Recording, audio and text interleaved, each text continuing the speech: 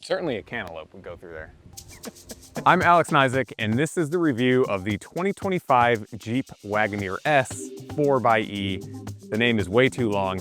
This was actually a brand new model from Jeep for 2024, but they started off by selling what they were calling the Launch Edition, which was, more expensive. And so we waited a year for 2025 and we got the more mainstream limited version. As you can kind of see just by looking at this thing, it's not really the Jeep we've come to know and expect from the brand. And what I mean by that is, if you can't tell just by looking at it, this is a full battery electric vehicle, and it's the first one, at least here in the US, from Jeep.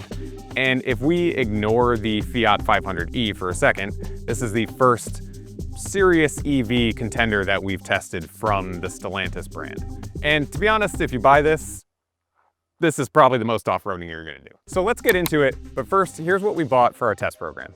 We purchased a 2025 Jeep Wagoneer S Limited 4xe. The base price is $65,200, and we got black paint, which includes a dark appearance package for $595, plus one of the highest destination charges in the business at $1,995 for a grand total of $67,790. Styling-wise, I think it looks pretty good, and the proportions make it look basically like an electric Grand Cherokee, but believe it or not, it's actually quite a bit smaller. The wheelbase is shorter, and it doesn't quite have those short front and rear overhangs that we're used to seeing with EVs. And when you take a step back, the sheet metal, the actual metal parts, the doors, the fenders, they're pretty simple on this vehicle. And it's the details and the styling of the graphics of the front, the grille, and the wing in the back that I'll show you. That's what really makes this look unique. But beyond that, kind of just looks like any other SUV. So up front here, we have this modern interpretation, if you will, of the traditional Jeep grille. So you have the slots going across. This light bar that goes across the front here, that's becoming pretty common. But where this gets a little more unique is tucked up under the edge here are these LEDs that shine down onto the plastic part of the grille. Kind of cool. Not helping you do anything off-road, but it looks neat. And now that I'm down here at ground level, I just noticed there's a wiring harness that's not fully clipped into where it's supposed to go down here in the grille. So that's, probably helping your aerodynamics. Without a doubt, the most unique part of the styling on this Wagoneer S is this rear wing. It's huge. It basically starts at the midpoint of the roof and starts rising as it comes back here. And there's this giant hole underneath. And it's for aerodynamics, supposedly, but it definitely adds some style. It does make the trunk opening a little bit weird, and this rear glass is extremely sloped, so not great for cargo necessarily. So there's a lot of compromise back here to get you this gigantic spoiler, but here it is, pretty cool. So we're gonna open this up now and find the button. And the cut lines for the trunk are at the sides of the glass. So when you open this up, what I was trying to describe is how weird this area gets right here. You basically have these two sails in the wind, and you can almost see where the cargo space or the volume could have been had this been a more traditional opening without that crazy spoiler situation. So you get in here and it's pretty normal space. You can fold the seats flat, which is nice. And then you go under the floor here, and there is classic Jeep Easter egg here, and then actually a pretty decent amount of storage underneath the floor. You have a subwoofer in there, and unfortunately no spare tire, likely weight savings, but you do have a nice little space under here that you can use. And then a Stellantis thing, if you will, is they tend to put the button for closing the hatch, the power hatch, on the side of the trim here, and that's the case here. You press that, kind of have to get out of the way, and then it'll close. And you do get a frunk up here, or a front trunk, and just looking at this hood, you'd think it's pretty large. You open it, and it is not. So the frunk here is basically good enough for like a briefcase, a backpack you could probably fit in there, charging cable, and this might seem silly, but one of my favorite parts about this vehicle is how solid this feels and sounds when you close it. Before we get in, I just want to talk about these door handles on the outside. And flush door handles are kind of a thing with EVs, and usually the argument is for better aerodynamics, and that's generally true. This car has flush handles, but instead of these pop-out designs that can, at worst kind of be unsafe in some situations, these still have a cutout at the bottom for your hand. They almost remind me of door handles we had back in the 90s on a lot of cars, but they are electronic. But honestly, in day-to-day life, they work just fine. There's a little button under here. You grab it with your hand, and the door opens right up. And then there's a button down here in the cutout area that you can press to lock it when you walk away. So as far as flush electronic handles go, these aren't too bad. So we're inside the Wagoneer S, and let's just start with fit and finish, or the kind of quality and materials on the inside. You hear and see that Wagoneer name, and they're trying to make this more luxurious and upscale, so you expect that type of higher end experience in here. And in a lot of ways it delivers. There are some nice materials on the dash, for instance. It's soft, and you see the stitching across and some interesting trim and chrome details here and there to give it some unique style. At the same time, there's a lot of kind of mixed quality going on here. You have things like this gear selector in the center here that feel really unique and kind of high quality, nice to touch. And then in contrast, the single stalk here on the left of the steering wheel for your wipers and whatnot, kind of a little cheap when you touch it and use it. And then other things too, like the headliner and A-pillar cover. This is just plastic. At this near $70,000, you might expect this to be a softer covering. And then it leads into this pretty cheap feeling and honestly not fully attached headliner material up here. So depending on how much you start poking around and really going over this with a fine-tooth comb, you may or may not feel that it really lives up to that Wagoneer name. From there, thinking about the interior storage of this vehicle, it's kind of just average, let's put it that way. You have cup holders here in the center, that's all good. A center console here with the wireless charger. It's a decent size. One thing I do like, a little attention to detail that they paid, is next to the wireless charger, there's a little LED light. And with the way this is all laid out, you can really easily see if your phone is charging just with a glance from the driving position, because as you're moving around, phones, they slide around, it might come off the charger. So that's kind of a nice detail. And then you have this screen here in the center. You just saw me push it up, which took me days to realize that this even moved. But once you push that out of the way, you have a nicely lined and somewhat deep and useful, somewhat hidden storage here in front of the shifter. So, you know, some decent spots around here to hide all your stuff. So while we're down here, I mentioned this climate screen that's here, and I actually drove the vehicle around for a couple days with it in this position before realizing, because there's really no indication, that you can do this and lower the whole thing. But let's put it back for a second. So when it's like this and you have access to storage, you get this thin row of climate controls here. And the good thing is that even though this is pretty small and a little awkward to access, this was pretty responsive. So even though I didn't know I could drop this screen down, I wasn't too bothered by this. It's not ideal, but it's okay. But if you push that, you lower it down and it gives you this larger climate display. And that's fine, I guess, but it doesn't really give you anything that the climate screen that'll eventually load on the upper screen here gives you. So it's just like a different format of this. So the rest of the controls here, this is running the most recent version of Uconnect that we see in a lot of different Jeeps and other Stellantis vehicles. And it's generally pretty simple. It's well laid out in the sense of the menus are logical to follow. Problem is it gets a little bit cramped with the information. Some of the icons are really small, like these little things here that show you what each thing does and kind of help you navigate around the system. So it's not the worst, but it's not the best. Moving on over to the steering wheel and cluster, here's another area where, similar to the center screen, it's decently well laid out, and actually the contrast of the graphics versus the background is pretty good. It's easy to read, but it's really, really slow to cycle through some of these menus up here. And that just starts to take away from that near $70,000 experience that you might be expecting, is when the software, which is a huge component of vehicles these days, doesn't necessarily live up to your expectations. One last thing that kind of bothered me while I was driving is the difficulty of getting a single, this is gonna sound silly. Sorry, Andrew. There you go. Case in point. I was trying to just do one actuation of the wipers, but I pressed this button on the end and I sent fluid out of the windshield wipers instead. And so it's just kind of hard to find that really, really fine line between, you know, the mist and washing the windshield. So just not a quality experience as far as using that control. One last thing about these screens that kind of make it not feel the highest quality, and you might be able to see it with the camera right now, is whatever covering or coating or something that they have over this screen really causes issues with polarization. So when I'm wearing my sunglasses and we have it right now in the dark mode, but it's actually worse in the light mode, When I'm driving, there's just this huge like black blotch over the right-hand bottom corner of the screen. So if I switch it over to the light mode manually here, you might be able to see that a little bit better on camera. It looks really crazy with the camera. It's all like rainbow and stuff. That's not how it looks with the glasses on. It's more extreme. You get the idea. So while the exterior door handles are mostly fine, the interior one is a little bit of a different story. It's down here, kind of by my left knee.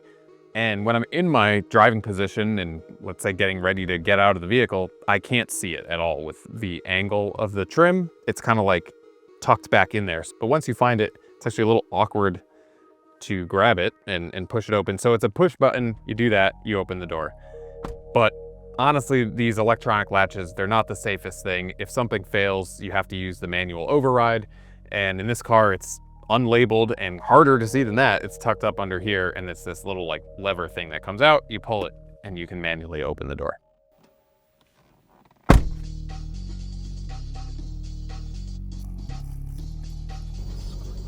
So we're out driving the Wagoneer S, and before we get into the details on how it is to drive, let's talk about the platform that this vehicle is on. So this is the STLA, or Stella, which is short for Stellantis, the Stella large platform. And this is new for the company. They've also got different sizes. And it's essentially a flexible platform that allows for battery electric vehicles like this, and also internal combustion engine vehicles and hybrids, and it's supposed to be flexible, right? And that's not a bad thing, but there are some compromises seemingly in this vehicle because of that.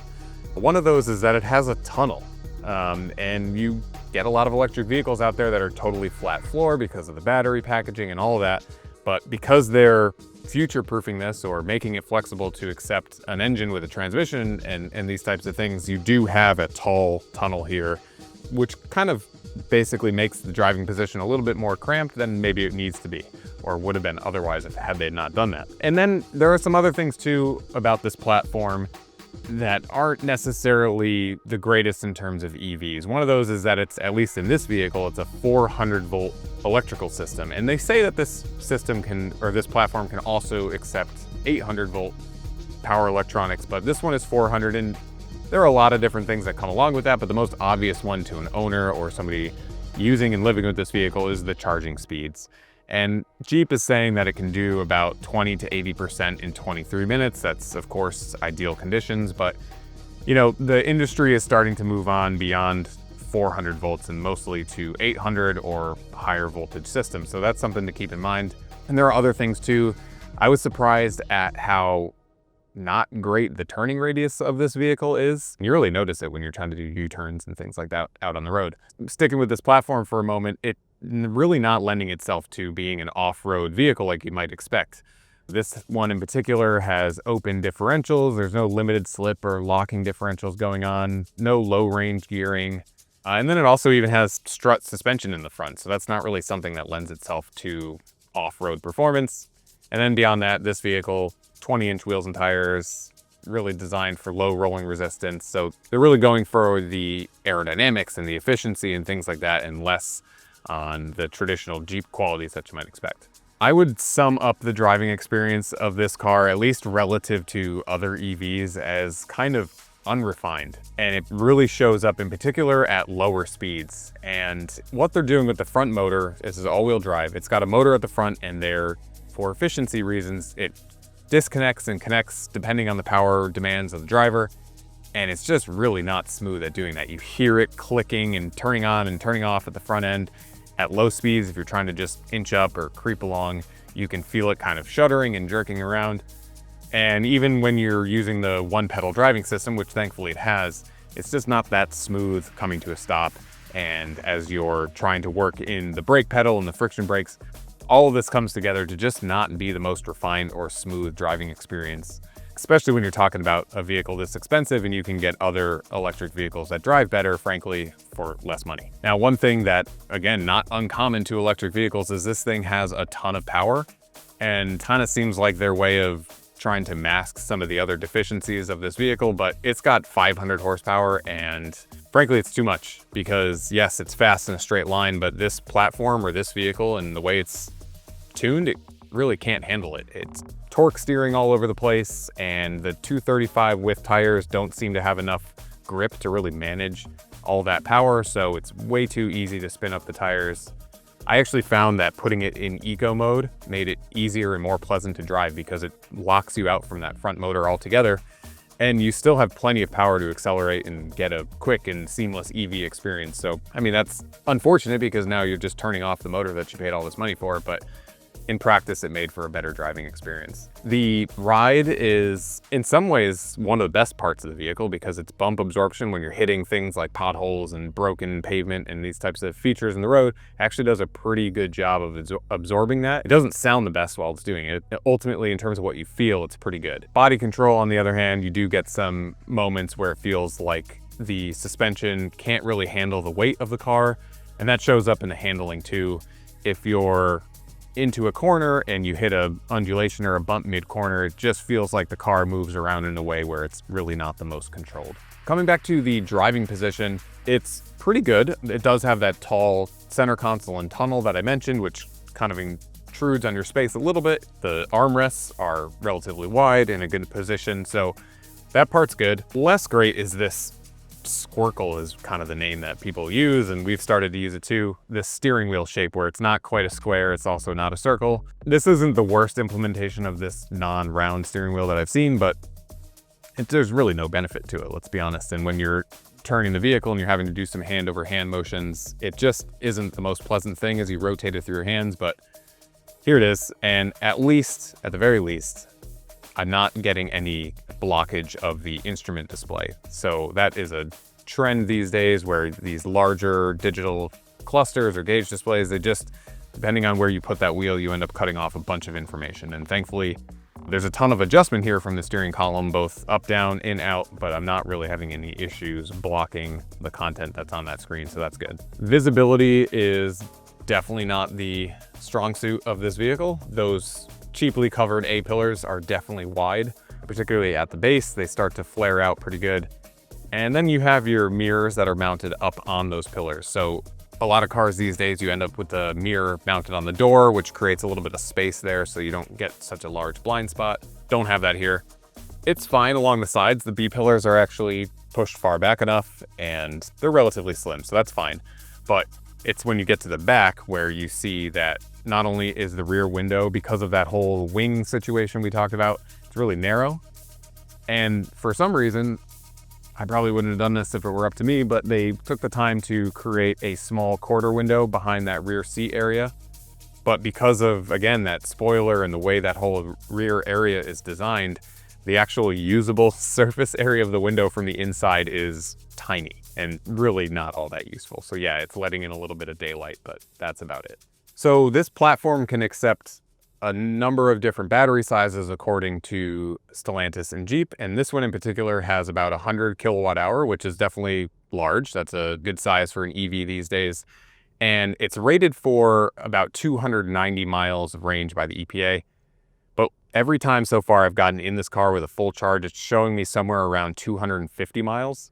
So it seems to be resetting back to about 250, but then I drive it and that estimate, if I'm driving conservatively, doesn't really go down until I get into the mid to low 90% state of charge range. So it seems a little funny with the way it's trying to predict that, but in practice, should be around 300 miles of range. And what is nice to see is it seems to be pretty efficient. And part of that is because they're disconnecting that front motor. The car is aerodynamic. It's actually pretty narrow if you compare it to a Grand Cherokee. So that's some of the ways they're getting that lower drag coefficient overall. So even though we are seeing about 3.5 to almost 4 miles per kilowatt hour just in our driving around, this vehicle is rated by the EPA for 2.8 miles per kilowatt hour, which is decent. That's actually pretty average for a vehicle like this, but potentially a big difference between what we're seeing in the real world versus how it's rated. That relatively high efficiency does lend itself to decent charging, especially at home. You do have an 11 kilowatt charger, which is competitive these days. So you'll get decent charge times and miles of range added per hour of charge when you're charging at home.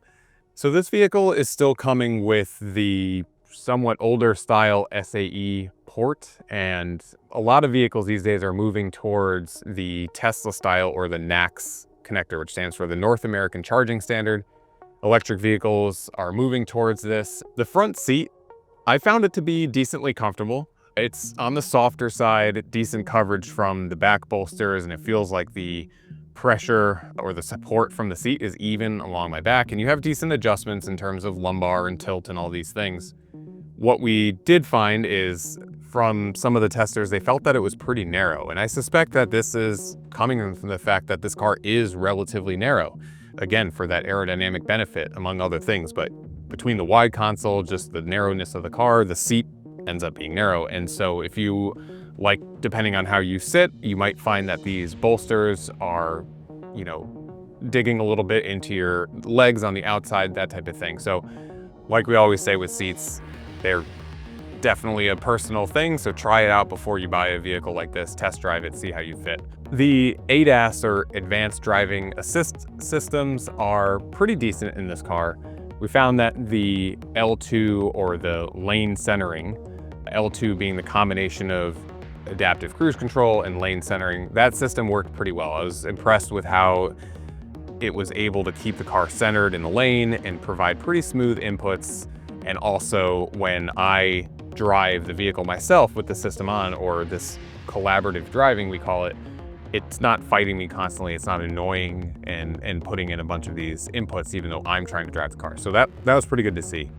Overall, in terms of safety features, the Wagoneer S comes with pretty much everything we like to see and is well equipped when it comes to, you know, both ADAS features and other safety features like AEB and blind spot and rear cross traffic warning. So where does that leave the Wagoneer S in terms of electric vehicles? Honestly, it feels unrefined and overpriced. You can get better electric vehicles for less, and it just doesn't deliver the best electric vehicle experience overall compared to some of its competitors. And as we always say, brand new models in their first model year, reliability can be pretty shaky, so you might want to wait this one out. So that's our video review on the Jeep Wagoneer S. For our full test results and more on EVs, check out consumerreports.org.